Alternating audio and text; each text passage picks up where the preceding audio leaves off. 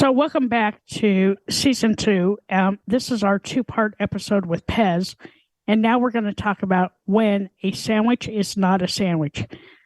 By far, one of my most favorite episodes of all of our episodes altogether. And what did you think of it, Dirty Skittles? Yeah, I agree. I think my biggest takeaway of this segment of this episode was how she really found herself and how, she was in this crazy industry and doubting herself in the beginning, and how that all kind of came full circle to this industry giving her the confidence instead of scaring her away. Yeah, me too. Just the whole story, the whole storyline really made me happy, and it's so many good takeaways from the whole episode. Yeah, I mean, it had everything from almost losing all her fingers on a hand to fully embracing anybody who came into her deli line. And I think that was, if I had to summarize like the kitchen industry, it has to do with, obviously customer service and people experience, but risking your life every day when you're around sharp objects. It's really cool. Yeah, I really like this episode.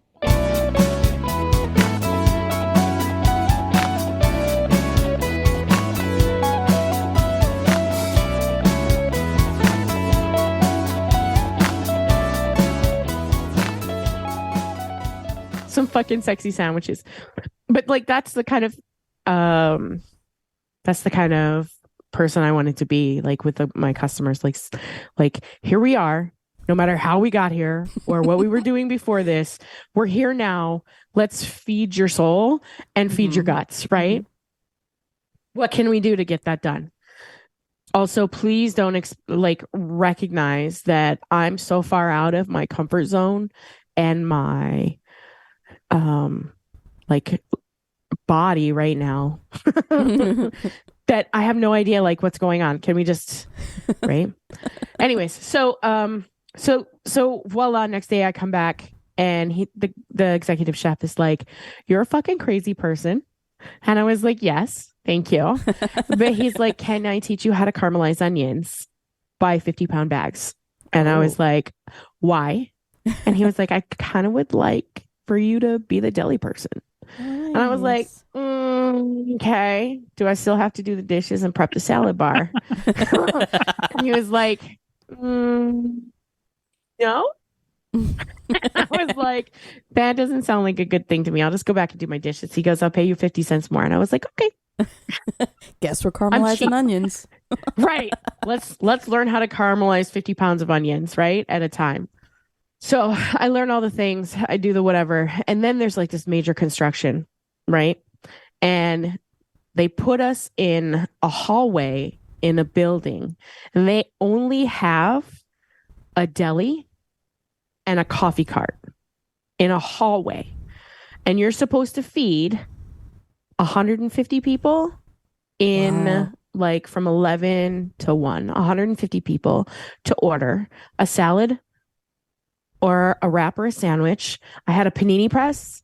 I had my ingredients, and I had me. Yeah. Right? So I just did all the fucking things, right? I had a fucking blast. Oh, I love that. So much fun. I didn't realize that you could have so much fun. I was miserable when I wasn't at my deli with my customers. Loved it. So much fun. So, but then we open up in the new space, right? It takes them like 2 years to get through to make us a new space. And this new space is fucking slick as shit. Nice. It's gorgeous. But they take away my deli, right? And they give me like 8 feet of like a refrigerated situation and then like a salamander. Oh. I'm like, that's open flame. Can handle it's like an 8-foot long.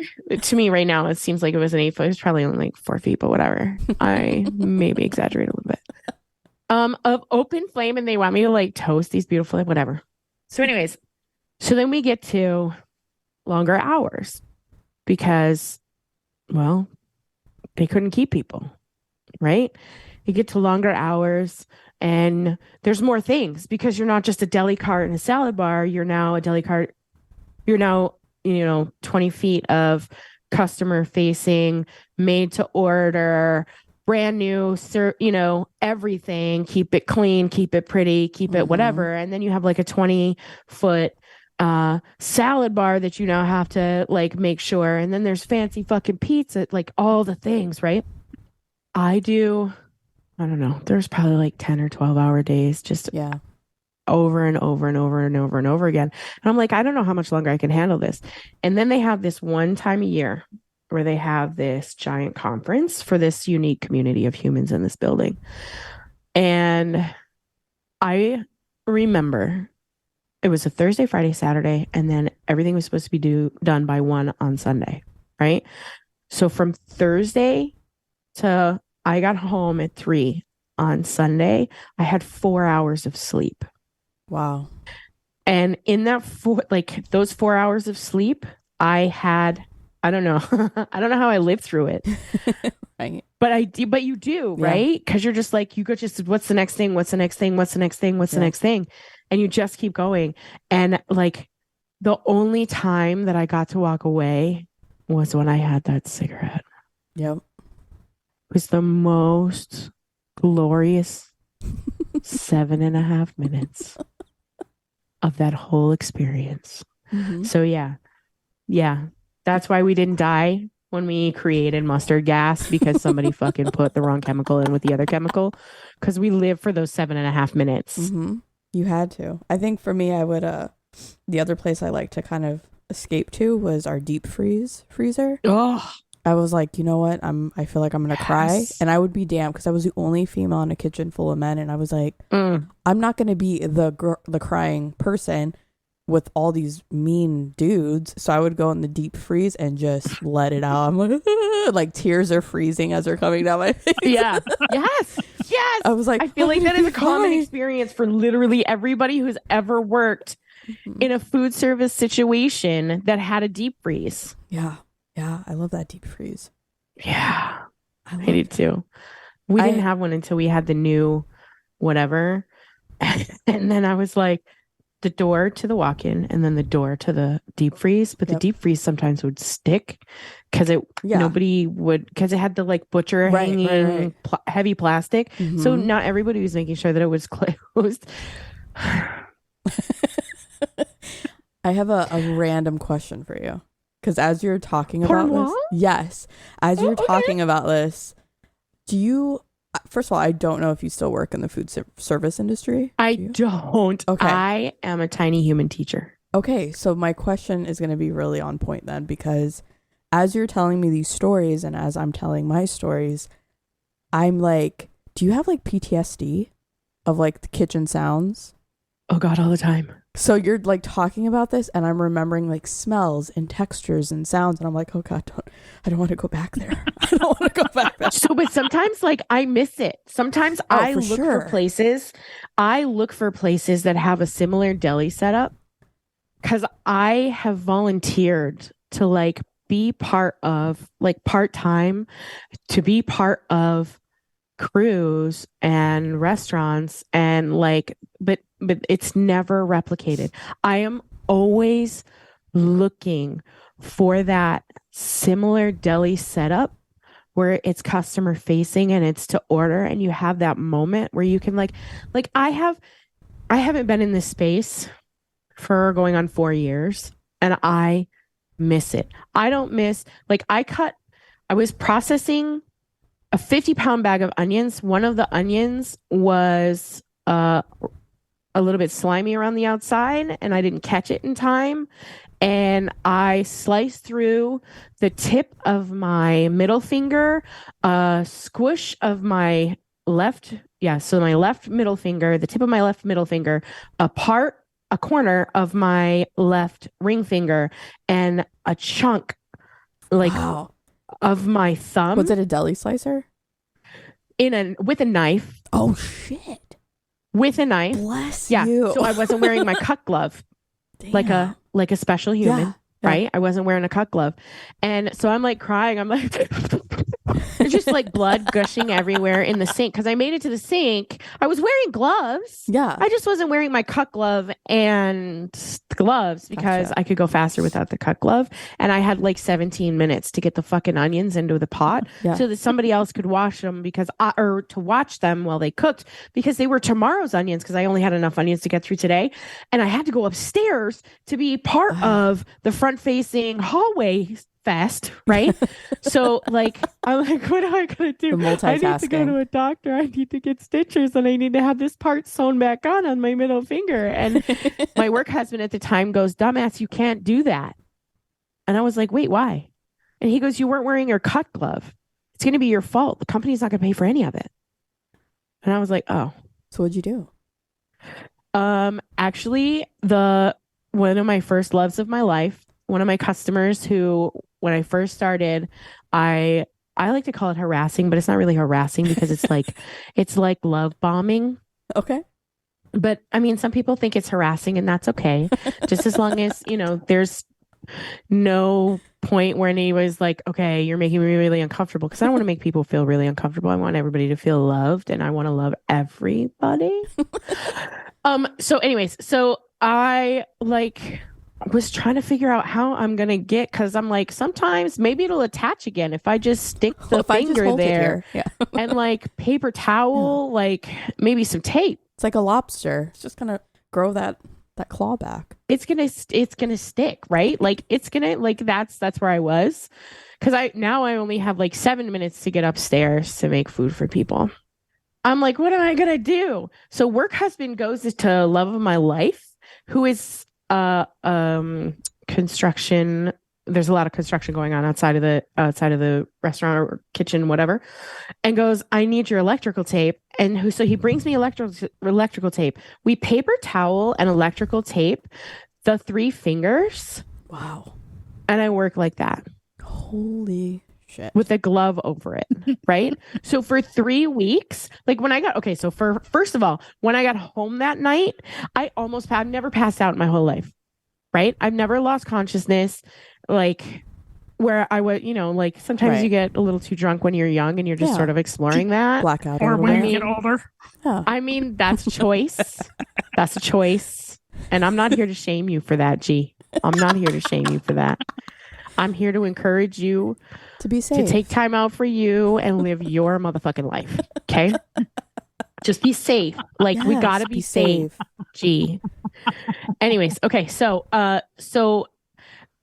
I get home that night and my son, who's like, I don't know, he's probably 14 at that point. And I go, Guy, I need you to help me. And he's like, why? What do you mean? Because I got the thumb off.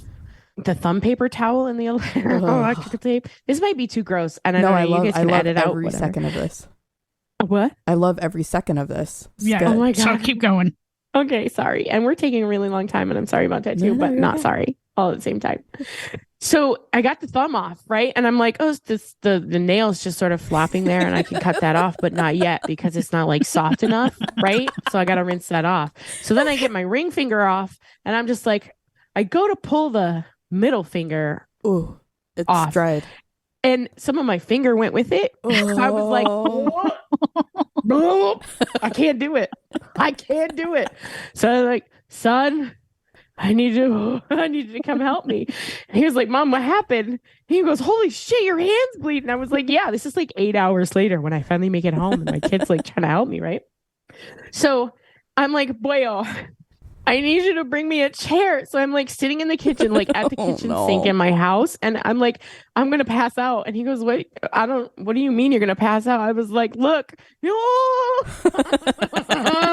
cool. Cause boy, mom, right? Right. And he's like, Mom, this is awesome. And I was like, oh, that's awesome for me right now, son. Can you just can you find some scissors? Can we cut it off gently? It took us like 20 minutes because it had dried. The blood had dried. And so then you have to do you want me to stop for a second so you can take a drink here? No. I'm fucking dying. I'm not grossed out at all. I promise. I swear. Okay, cool. So we finally get the other one off and I'm just like, oh, son, I don't know if I can do it. And he goes, Mom, what the hell did you do? I go, I was cutting onions. And he goes, you were cutting onions? What the hell? I was like, I was going too fast. This is why I always tell you to make sure you go really slow while you're cooking. Because I've had my son in the kitchen since he was 2. Like he's always been in the kitchen with me doing the goddamn thing, right? I love that. I finally get it all taken care of. It's all squared away. I worked for 3 weeks like that. Wow. Before I could take off the ring and the thumb finger. Like I kept changing gloves. Like I was a compulsive glove changer anyway, so it kind of worked out. But like eventually I got to a point where I could wear a Band-Aid. But I mean, you do what you have to do. Yeah. Right? And whether I was going to get in trouble or told I can't come back or whatever that would have looked like, I did it. Yeah. You know? Yeah. And so like that's a like it's a funny story, but also like it's kind of a pride thing. Like I guess man, well, you're not supposed to be prideful or whatever, but it created like I'm strong. Yeah. Right? So that was like a big thing. Those are my cojones, right? That's my cojones story. Like I had some fucking cojones right there, right? Yeah. So what did you learn from that? Do you wear the cut glove from now fucking on? Cut glove. Yeah. Anytime that I'm in a fucking hurry, just put the fucking cut glove on because it's not worth it. I still like sometimes I can feel a little bit on my ring finger where I don't like, yeah. But I don't, well, nobody who's listening to the podcast because I'm an idiot and I don't think of these things, but like my finger, it's still there. It looks the end of normal. my ring finger. I can still do hand unicorns. It all works out. I love that. I love that actually, like your whole story, right? Because like you started not thinking you had the cojones to do these things. Oh, fuck no. And then you transformed and you realized like, damn, I not only can do it, but I did do it. I was out here cutting onions like a fucking boss. Like a beast. I was like so beast mode too. I was like, yeah, I'm getting it done. Getting it done. Fuck yeah, man. And then all of a sudden I'm like, and work husband's like, put your big girl britches on. Let's do this. Right. So if it hadn't have been for work husband, yeah, I don't think I would have like pushing me. Right. I don't think I would have been able to have that moment in myself. Right. So extra special. Yeah. Extra special. I love that, dude. Yeah. Thanks. I miss it sometimes too, like the camaraderie, like you're talking about, like even like at the shittiest of shitty days, you're all in there together and you have like, you know, this end goal in sight. Like we have to get through this. We have to produce. We have to do it. And so when you have like injuries, you got to work past it. You don't have the time to stop and, you know, you take don't care of yourself. because you have all these gorgeous customers that you want to impress with your hard work. Yeah. And your heart and your soul. And like to have customers appreciate what you have created for them. For me, that's my experience, right? Especially like my favorite time was in that fucking hallway. Yeah. Like I had already, I call it, forcing sunshine down people's throats. Like the second you stepped into my deli line, we were tight, right? Like we were family. We were going to get through this together. It was going to be okay. And I was going to do my goddamnedest to bring some light and sunshine, even if I didn't feel it, into somebody else's world. Because nothing else, I can't control anything else in my life when I'm in that moment other than my soul and my happiness and the forcing of sunshine into people's lives. And so by the time I made it, it was like, I don't know, a year or something, 6 months. I don't even remember how long it was, but I just have this feeling of going from, I was learning in this kitchen, but then in the hallway, I was thriving. And like, I learned new processes. I learned like how to build a sandwich so that it would stay. I learned what cheeses melt to like liquid state, what cheeses bring a nice string pull. I learned how to boss a fucking commercial panini press like nobody's business. I put so much crazy shit in that panini press. And then like you turn it, like I had like steak diamond grill marks on some of my paninis. They were coming out and was like, can you take a picture of that and send it to me? And they were like, yeah. That gave me like an outlet for my need to mom and my need to love. And so this space had people who were younger than I was at the time, but also people who are older and all adults, right? Mm-hmm. And everyone was my baby. Aww. Right? Everybody who walked through my deli line, we're family. I'm going to give you whatever you need. Like, I don't know how many times I would just stop whatever it was that I was doing. If somebody was in my line and wasn't feeling it that day, and I'd be like, do you need a hug? Aww. Yes, they're customers and we want to take their money, but also like as a company, right? You want to take their money. You want to like, that's the end goal, right? Happy customers return, but also these are people. Yeah. And you need to fucking love people. Even if they say mean, nasty shit while they're in your line, Mm-hmm. that doesn't mean that they're mean, nasty people. It just means that they aren't on your wavelength, but that doesn't mean that they don't need love. Right. Right. And those people are hard. Those people are so hard. Anyways, we're getting really off topic. I'm sorry. No, I love this. I love this. I love it. I told you this is never scripted, so we, go off tangent a lot. Yeah. Okay. Well, But you knew I there was see, just I gonna see be that one mom. giant tangent. I see that mom didn't reel you in, so you're good. No, good. I love it. I actually, I love your story. Like, I really do. Like, it has such a good flow to it. Like, this is the podcast part of the brain. It has such a good flow because, like, you went from, like, being afraid, I can't do this, to now I got almost invited to do something that I would have never expected, and I loved it, and I fucking bossed the shit out of it. And you can think back on that, and that's, like, a happy place for you now versus something you couldn't do. So I love that. I love it a lot. So, Pez, do you think that this experience that you went through helped you to be a good teacher with your tiny humans? I think that the food service gig that I had really rubbed off some of my softer edges, which allows me to be more about, I give less fucks about what's a polite way to say that? So I give less fucks about what anybody else thinks. Yeah, right? I have a job to do, Mm-hmm. and my job is to teach tiny humans how to be independent, how to advocate for their fucking bodies, and how to get adults to listen to them, right? And try to get them to a point where they can do it in a way that maybe an adult can understand. Because adults don't understand shit. We think we know all the things. Can I tell you, I've had 2-year-olds just read a grown-ass adult. Read a grown-ass adult and just be like, oh, hell no.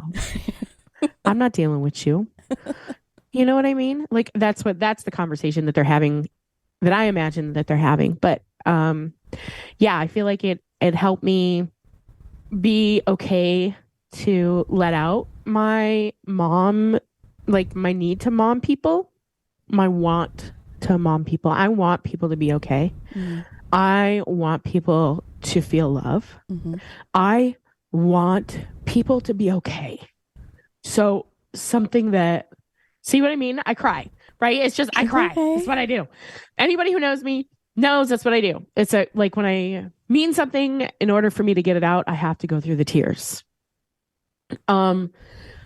So yeah, I think it really taught me to, like, everybody needs love, right? I love that. That's really kind of where I was at, because there were some real hard, stodgy, older generation people that would come through my line that would, other humans had their reasons for not liking those people. You kind of have to try to find common ground with everybody. Mm-hmm. I mean, I don't like to have to find common ground, but if I want to give this person a great sandwich and like have them, you know, be part of the culture in this space, right? Like I have to invite them into some sort of common ground. I love So that. I love that. I thank think you that's too. perfect. That is. I will say I wish I got to work with you in the kitchen because Oh, we I can would have do used. it. I could have used that type of person for Yeah. sure. Why don't you just come up here and the two of you can cook in my kitchen? Back to upstate. I don't know, man. I don't know. I said just for a day. I did not say you had to move up here. Yeah, don't move up into the snow. Yeah, I don't I want to go think you back. should. I think you should move up to the snow. Oh. Little Nugget would love it. Oh my God, maybe. chicken nugget makes me crazy. I think that is the cutest thing. You guys call him Nugget, and I'm just like, oh my Yeah. God, chicken nugget. There's that little nugget. He's out there swimming with Anna right now, so he's Oh. doing good. I love that. I love your story. We need to have you back for sure. Can you Adam. come back, please? Oh, yeah, okay, sure. What are we Nice. gonna like? What I don't know. you pick? I have no idea. I'm more fascinated just to hear more of your stories. Like, Yeah. so Oh, Lord have interesting. mercy. Okay.